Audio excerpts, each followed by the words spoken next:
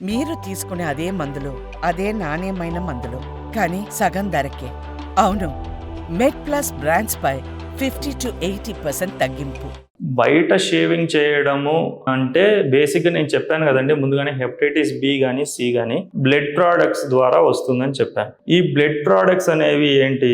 Blood. ఇప్పుడు suppose hepatitis B కానీ hepatitis C positive ఉన్న పేషెంట్కి కానీ ఒక బ్లేడ్తో షేవ్ చేసిండు, ఇమీడియట్గా ఆ బ్లేడ్ మార్చకుండా సేమ్ బ్లేడ్ వాడి కానీ మీకు కనుక చేస్తే కనుక మీకు కూడా కట్ అయ్యి ఆ పేషెంట్ కట్ అయ్యి ఆ పేషెంట్ బ్లడ్ ఆ బ్లేడ్ మీద ఉండి మీకు కూడా కట్ అయ్యి ఈ బ్లడ్ మీకు ఎక్స్పోజ్ అయితే 100% వచ్చే ఛాన్సెస్ ఉంటాయండి. అలా లేకుండా యూజువల్గా ప్రాపర్ స్టెరిలైజేషన్, ఒక మనిషికి వాడిన బ్లేడ్ ఇంకో బ్లేడ్కి వాడకుండా మారుస్తూ, ప్లస్ ఏదైతే మనము రేజర్ ఏదైతే వాడతారో ఆ రేజర్ని ప్రాపర్గా స్టెరిలైజ్ చేయాలండి. ఎయిదర్ బాయిలింగ్ వాటర్లో కానీ లేదంటే కనుక ఏదైనా ప్రాపర్ కెమికల్తో కానీ ఎనీ శానిటైజర్తో కానీ, ఈ మధ్య యూవీ రేస్కు ఉన్న చేంబర్ బాక్సెస్ కూడా దొరుకుతున్నాయి.